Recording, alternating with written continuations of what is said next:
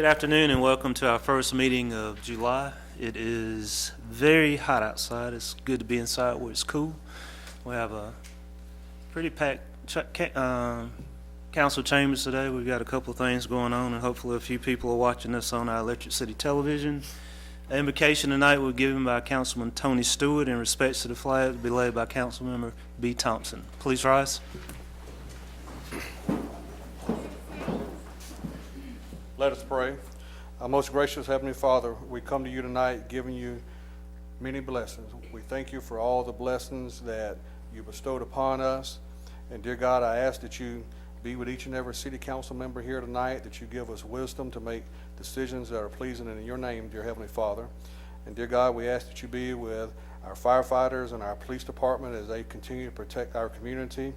But most of all, dear God, I ask that you be with each and every citizen in this community, in this state, and in this nation as we continue to battle and debate over issues that try to divide us along racial lines. And dear God, I ask that you will embed in our hearts and in our mind that you created this great nation that we live in as one nation under God. All these things we ask in our Christ's name. Amen. Amen. I pledge allegiance to the flag of the United States of America and to the republic for which it stands, one nation, under God, indivisible, with liberty and justice for all.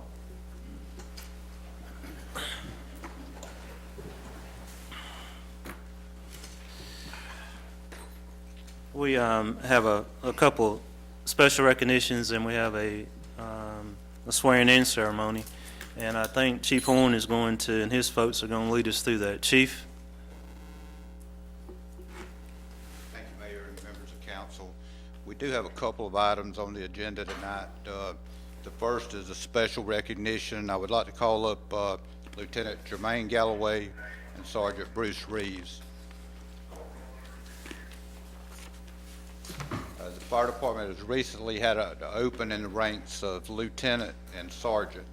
And these are the two men that did fill those positions. And to give you a little history, Jermaine came to the Anderson City Fire Department January of 2000. He graduated Hannah High School and was previously a firefighter with Broadway Volunteer Fire Department. He was promoted to engineer 2003 and sergeant January 2012. He's 2013 graduate of the city's Emerging Leaders Program and has served on numerous committees with the city and with the fire department. And Bruce Reeves was previously employed with the fire department from 2000 to 2003. He has past experience with Hopewell, South Greenville, and Spartanburg fire departments. He returned to the fire department in 2010. He's a graduate of Calvary Christian School, completed 3 years at the University of South Carolina, Gamecock, and received his master's degree from Columbia Southern University. He was promoted to engineer in January 2012. He's a member of the Anderson Fire Department Honor Guard and has also served on numerous committees. And before we present the badges, do y'all have anybody here that you would like to recognize tonight? Okay. All right. Jermaine, I would like to congratulate you on your promotion to lieutenant. Bruce, I'd like to congratulate you on your promotion to sergeant.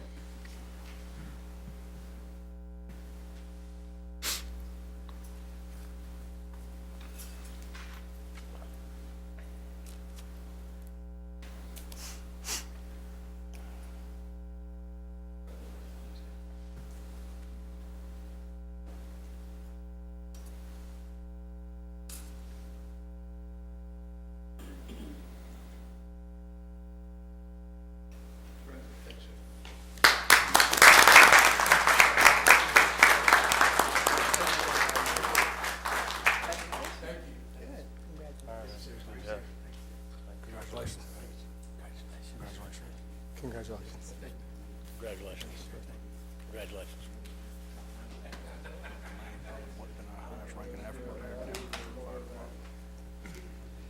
Okay, next we have a swearing-in ceremony. I'd like to call up Firefighter Chris Lang and Firefighter Casey Schronce. and I know I said it wrong. To give you a little history on these two guys,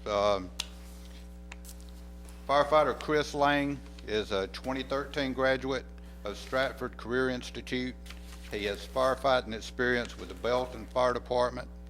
And Firefighter Casey Schronce, that's German. I have trouble with German. Schronce. He's a 2008 graduate of BHP. He was an Eagle Scout, and he has firefighting experience with the Friendship and Honey Path Fire Departments. Both these guys have successfully completed their probationary period and qualified to be sworn in. And do y'all have anybody you'd like to recognize that's with you tonight?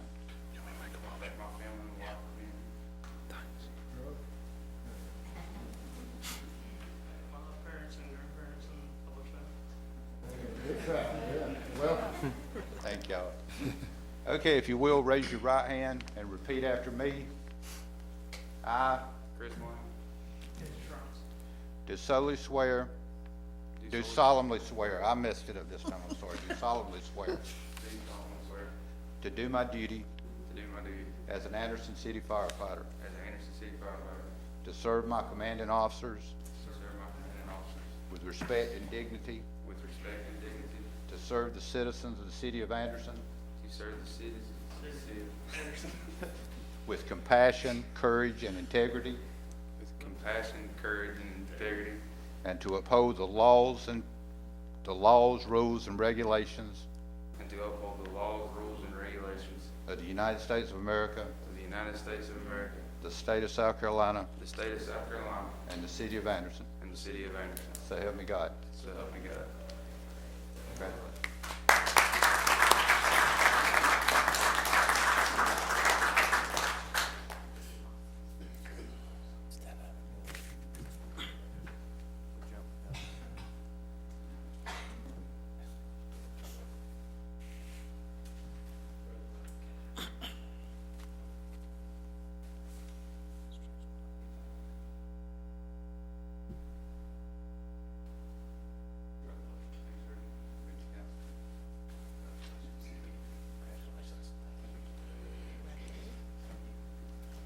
Congratulations.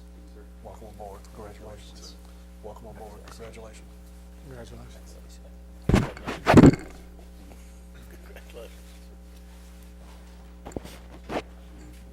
off the whole audience. Family there. They got a lot of family here. Go ahead. Hey, John, they may have some family here. They had a lot of family here. They may want to recognize. No, you did. Oh, they did? Okay. Yeah. I missed that one. You sitting there and you couldn't sleep. You can stay or you can go. Go celebrate. Yeah, there you go.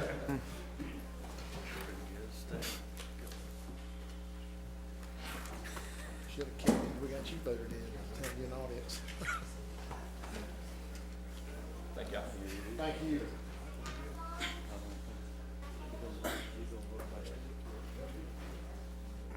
Yeah. Next item we have is the election of the mayor pro tem. I guess just briefly, on the mayor pro tem, is a request for a one-year term beginning July of 2015. No, I'll just read the executive summary. The Anderson City Code specifies that the mayor pro tem shall be elected from the council membership and serve a term of 1 year. The mayor pro tem serves in the absence of the mayor as a representative of the city and council events, functions, speaking engagements, and other duties, such duties and responsibility otherwise attached to the mayor's office. And I think we have a pecking order. And Mr. Stewart? I'd like to nominate Mr. Councilmember Don Chapman for our mayor pro tem. First by Mr. Stewart, second by Mr. Buck Roberts. Discussion? Is he duly qualified? I think so. We'll see. We'll see. Are there any other First time in nominations? Architect has been mayor pro tem. Any other nominations? Good. All those in favor say aye. Aye. Opposed? We have a new Mayor Pro Tem, Don Chapman. Congratulations.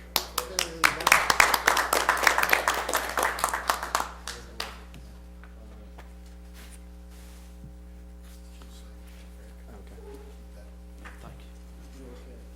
Thanks, sir. Before we move on, I'd like to thank Rick Lockridge, if Rick is looking tonight, for his year as Mayor Pro Tem. We hope Rick obviously is not with us tonight. He's still recovering from surgery, and we miss Rick and wish him all the well. The minutes of our June 22nd meeting were distributed. Are there any corrections or additions to the minutes?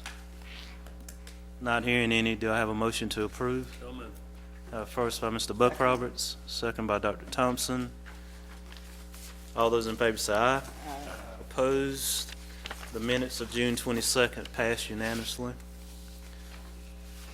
Our only item of old business is a request consideration of an ordinance to rezone 312 Kingsley Road, 1019 and 1021 East Orr Streets from R15 Single Family Residential to RM18 Multifamily Residential, and approximately 20 acres located at the northeastern corner of Old Williamston Road and Wildwood Drive from RM10 Multifamily Residential to RM18 Multifamily Residential. Mr. Moore? Mr. Mayor, thank you. I'm going to ask Maurice McKenzie if he'll make his way to the podium, if he's not already there. But Maurice, before we start, we would like to recognize our representative from Anderson University, Dane Slaughter. Dane's in charge of all the building projects that are going on at AU. As you can see, there's a number of those just ride by.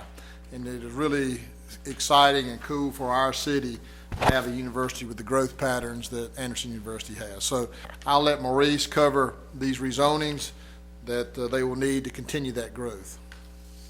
That's correct. As Mr. Moore said, this is Anderson University making this request. They have several parcels of land they wish to rezone to RM18 multifamily residential, and RM18 allows university-related uses, and the main part of the campus and much of the university is zoned RM18, so they want to continue that zoning trend. The first one I want to speak of this evening is 312 Kingsley Road. This is the main campus right here, and just behind it off Kingsley Road is this particular parcel, and they are proposing to put the university's development office on this site, actually in the existing structure. It was previously in use as a single-family dwelling. One thing you'll see about this property is that it goes all the way back to Allen Woods subdivision, which is a single-family residential subdivision, and the staff recommended to Anderson University that they split this property so that the back portion, which is Allen Woods, remain a single-family residential, and to build it, or to allow enough space for it to be a buildable lot. And they've agreed to do so. They're in the process now of having the property resurveyed, and they will have a line drawn. It'll be somewhere 300, 350 feet back, and that will be determined before it comes back to you for second reading. So that's the first piece they are discussing or having before you tonight. The next couple of pieces of land are 1019 and 1021 Orr Street. It's located generally at the corner of Wildwood and Orr Street. On those two parcels of land are two houses. They're in fair condition. Right now, they do not have any specific plans for the future on this property, but they wanted to go ahead and have it rezoned for a university-related use, so it'll be ready when they do determine they need to move forward with putting something on that site. And the last parcel I want to speak of is the largest one. It's about 20 acres. It's located across Old Williamston Road from the Anderson University Athletic Complex, and they are proposing it to be developed as residence halls, 3-story residence halls. Right now the property is vacant and it is zoned RM10 multifamily residential. They could build 2-story residence halls there now, but they wanted to have the flexibility to build 3 if necessary, and also they wanted to have the RM18 zoning to be consistent with other parcels on their campus. And this did go before Planning Commission last week, and they recommended approval of this. It was kind of a conditional approval. Obviously, we were talking earlier about the 312 Kingsley Road. They also recommended that a line is drawn to keep the back portion along Allen Woods to remain single family as well.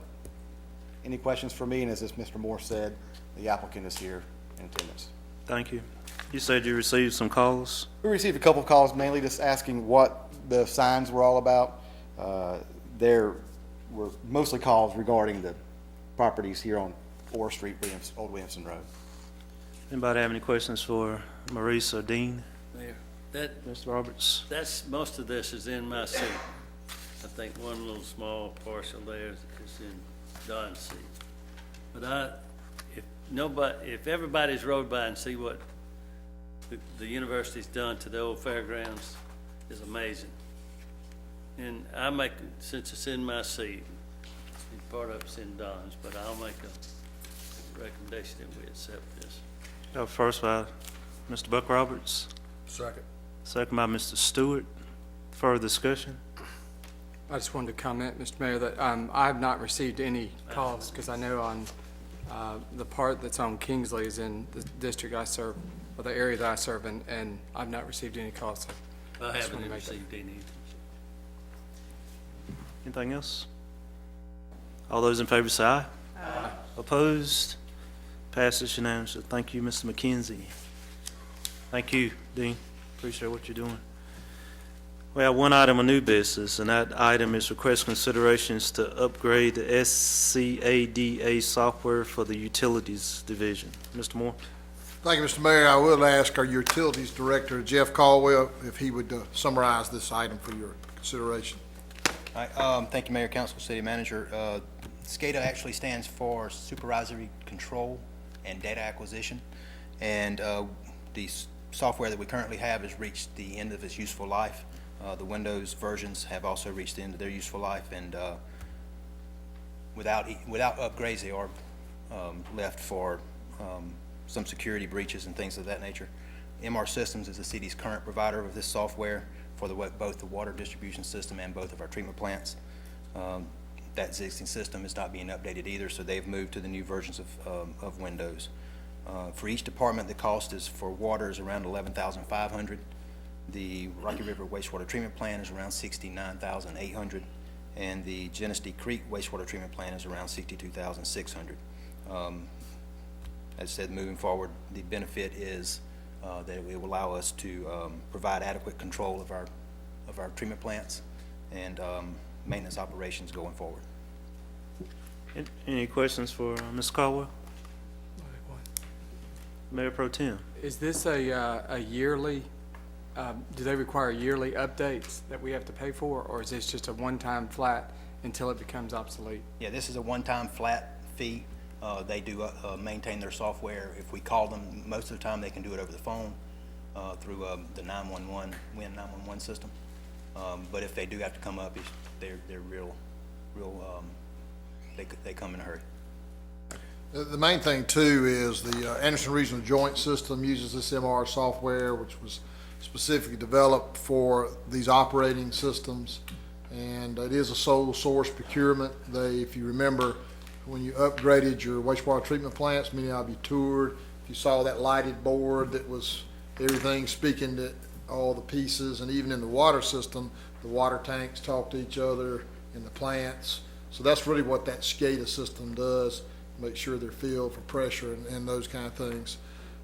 So it is tied in, and we would recommend this purchase. Councilman Stewart did call, ask was there any local opportunities. Even though I don't think there are in this case, we committed that we would explore that with some people. And before I sign the contract, we'll make sure. But I'd like to, because the useful life of this is upon us as of Wednesday on part of it, I'd like to move forward. And if for some reason we do have a local vendor that can do it, then we'll take a look at that. Okay, but if there are periodic updates throughout the years, they would provide those free of charge? Yes, sir. Do our IT folks have anything to do with this system? It's on different servers, but they are aware that the issues with the end of life, and they recommended also that we go ahead and upgrade. But as far as any technical expertise, they can't, No. in this software, they can't. It's proprietary software that they have customized especially for us. Yep. Anything else, guys? With that, I make a motion to approve it, Mayor. First by Mr. Harbin, second by Mr. John Roberts. All those in favor say aye. Aye. Opposed? That passes unanimously. Thank you. Cost of doing business. All right, administrative briefing.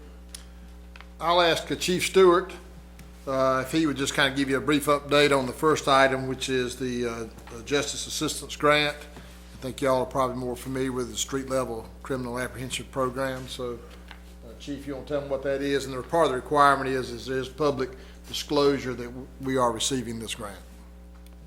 Thank you, Mr. Moore. Again, this is the same grant that we've got at the police department since about 1997. We were included on the list again for the Justice Assistance Grant money.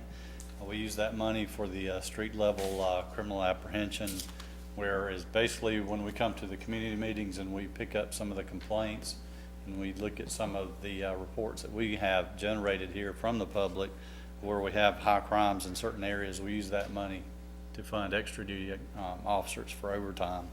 And you see the amount that we've been allocated this year is $17,818. And this is a part of the grant that we are required to notify council to seek those funds. Those dollars up or down, Chief? They usually are about the same. About They're up the a little same. bit more than what they were last year. Any other questions? Does this need a motion or not? I'm sorry, it's just a notification. It's just I'm sorry. this, we have to have it in the public record. We disclosed it and there was no opposition.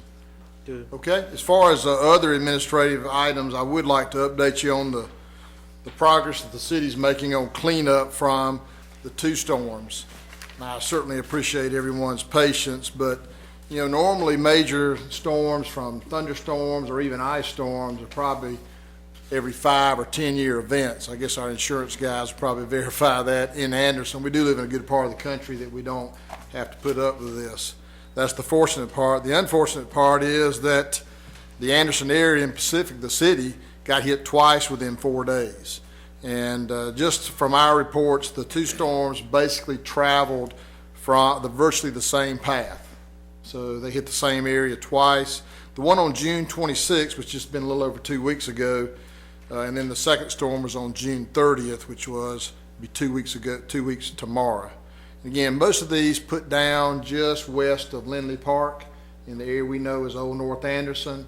One of them sort of proceeded out James Street, Concord Avenue on a kind of a pie-shaped path. The other went just a little bit more to the right and hit a little bit more of Anderson University and that area. Again, I appreciate your patience. Like a lot of things, and we don't keep snow removal equipment around these parts for municipalities. It doesn't make sense. And because these storms only roll through every 5 to 10 years, again, we do not have the extra manpower equipment when something like this happens. But I would be remiss to not compliment the sanitation crews and the people who helped them. This was done without my direction. They have a procedure. The wastewater treatment department, the street department, both the Jeff's utility departments, recreation and beautification, all assisted to begin to get us back to normal as soon as possible after the storms. It has taken some longer work days as the guys have stayed out there a little longer to get what we could. It also took this past Saturday to be out there. Some of you saw them working on Saturdays. And it took some help from DHEC to re-permit our Rocky River site, which is down on the Rocky River, used to be the old Rocky River treatment plant. We call it the chipper site, for temporary storage so that we can get it off the streets, get it there. A couple things I just want to let you know. I mean, as we look at a storm like this, the staff's game plan is to tackle the hardest hit areas first. First priority is to work with Duke Energy to remove trees in the right-of-way on lines with their assistance so that power can be restored to all the residents. That's number one priority. The second priority was to work in those areas to clear debris so that the roads and streets are passable and safe.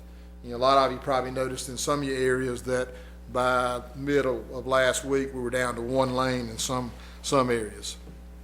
And then we continue as much as possible to do our regular pickup. But it's been 3 weeks and will be 3 weeks this Friday. Our commitment to you and all of our residents is that we will make the round. It took us 3 weeks to make a round, what usually took us a week. But again, I think we'll be there this Friday, and then hopefully next week we'll have normal trash collection. I say hopefully and normally because people continue to bring storm debris from their private property to the curb. Most of it, we believe, is out there. We've ridden every street over and over to look at that, so I wouldn't expect any delays for that next week. So I'm expecting us to be back to normal again. For those who are watching on TV, or if Kirk wants to print something, you know, we've really done pretty good to get this kind of damage done in an extra 2 weeks. And I know, especially Dr. Thompson and Councilman Stewart, who are the Thursday, Friday, maybe some of Buck's pickup areas, we plan to have those done by Friday.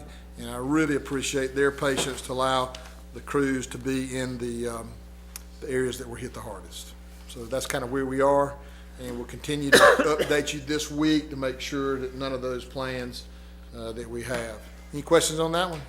Well, Mr. Moore, I'd just like to say one thing. I'd just like to, thank the hard work, for all of our staff to get us where we're at today. But, as I received several phone calls, I'm sure Dr. Thompson has as well. Our areas, again, hasn't seen any pickup in 3 weeks. And I guess the biggest concerns and complaints that I'm getting is a lot of people, when they're being evicted and having stuff sit on the road, you've got debris from evicted residents sitting on the road that's been out there 3 weeks and now are starting to get scattered in the middle of the roadway, and they're just concerned about liability stuff coming up and down the road. So I told them I would put that forth tonight to kind of make sure, but I told them hopefully by Friday everything will be picked up. But again, that's just mainly a lot of the concerns that I'm getting is, TVs, couches, household goods is just being scattered throughout the neighborhood. If you've got some of those addresses, for those especially that we've been 3 weeks being, if you'll let Brandy or Avernell, y'all can call Avernell directly,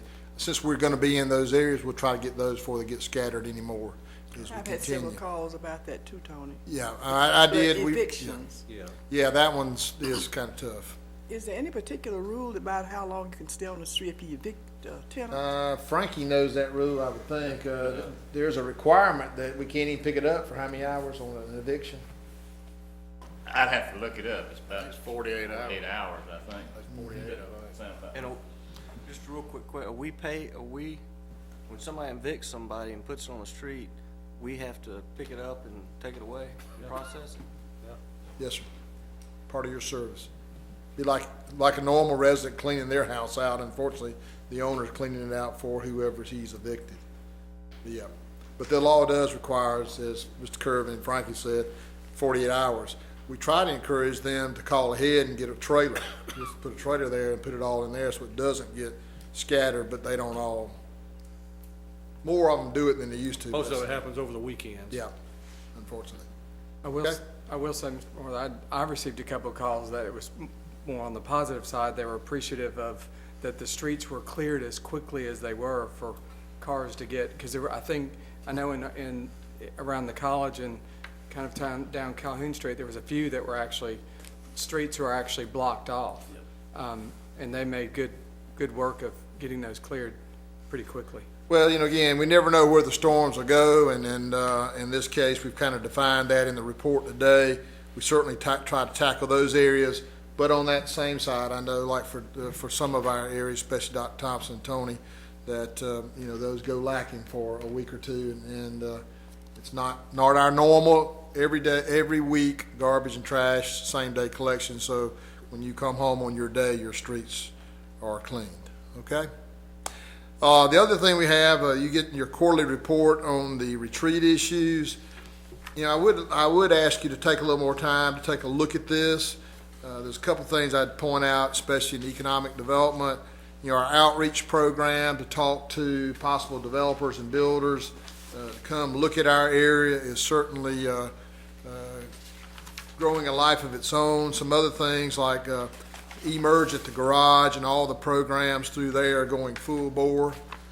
We've received some interest in 600 South Main, the old McDougal building, which you've had on the market. Again, we haven't explored all that, but just the fact that the effort in economic development got the attention of the State Department of Commerce and $250,000 in grant awards says a lot for Anderson. Many of you were down at eMerge at the garage a couple of weeks ago for our first Accelerate Downtown Anderson Challenge, where 3 new businesses were selected and are in the process of getting up and going. And even one of the ones who didn't get selected has decided that they will make downtown their home. West Church Street, streetscape has been completed. But the other thing that really continues just to be a boon and the place to be is Carolina Wren Park. And what a summer of activities between the block party concert series, art on the town, sculpt tour, the craft beer week, sounds in the park, Shakespeare in the park. So there's lots of opportunities to be in the park, and we have a lot of people that are taking advantage of that. Also, just a couple other things I want to mention.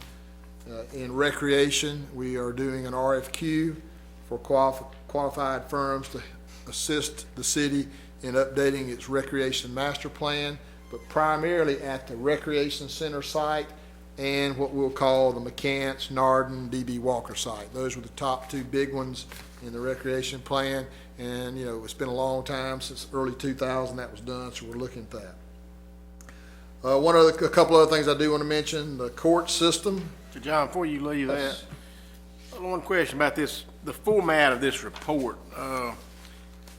Just my personal quirkiness, I guess, but it seems like we start out these things and then we just kind of keep adding to it. Would it be possible to have a format that would just highlight that quarter we were talking about, or break it into actual quarters? Because, we're kind of reading the same thing over and over. Okay, So gotcha. It's supposed to be a quarterly report, not a historical novel. Well, we do leave some of the background information. We're not sure what, if you're like me, I don't retain it very long, but, I understand exactly what you're saying, because I tried to skip over that and kind of tell you what, my report tonight is kind of what's happening. It would just be helpful. I agree. Do it that way. Thank you, Steve. Yeah, we'll certainly incorporate that in, and we can have a backup report with our historical data. Again, the court system is progressing very nicely with the court administrator.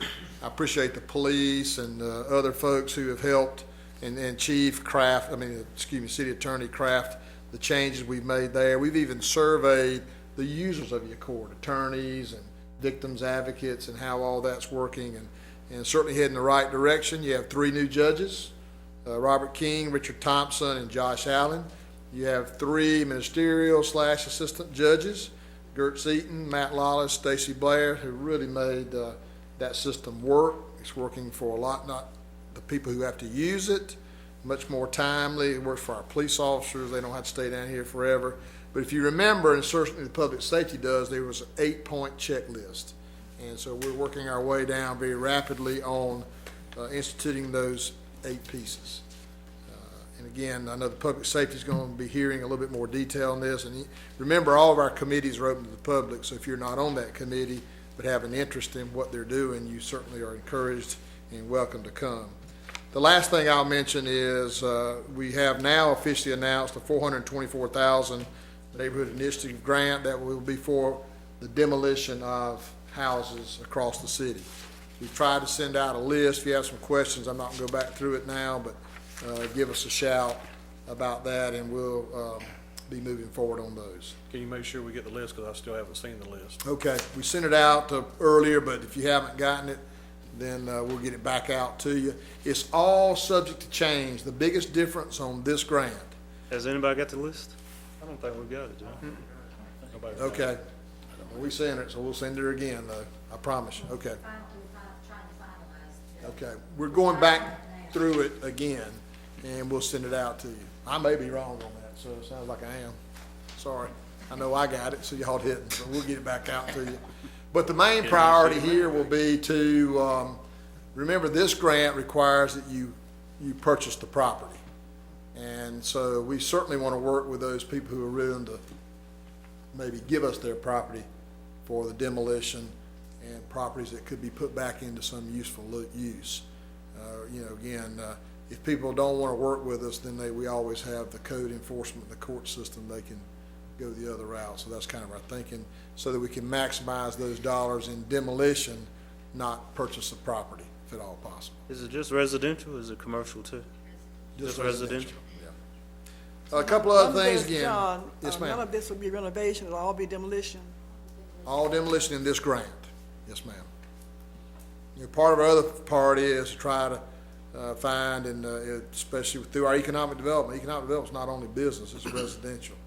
And so we're trying to gear up to find some developers who might be interested in redeveloping some of these tracts. So far, they've only been nonprofits, but again, that'd be part of it. Listen, there's plenty more in here about the utilities and the CMOM program, new water lines, Dr. Thompson, over your area, the pump stations are being renovated, and somebody did mention IT. I can assure you that Mark Cunningham and his team are continuously working with security software packages. Some of the names I don't understand, Deep Freeze, Power Save, Antivirus, to make sure that our system is protected as best possible. And that's an ongoing process. So, but anyway, we'll make some revisions, and I think that's all we had. Man, Yes, sir, Ms. I'd like, Roberts. John, I'd like to say, the best thing we've ever done in Anderson since I've been on council is Wren Park. There's no telling how many people I meet in a day or a week or a month that tells me that, Buck, that's the best thing that the city has ever done is for its citizens, is Wren Park. So I just want to emphasize. I agree. It has, had a long way getting there, but the finished product was a good product. Good. All right, I would entertain a motion to adjourn. So moved. First by Mr. Roberts, Buck Roberts, second by Matt Harbin. All those in favor say aye. Aye. Opposed? We stand adjourned.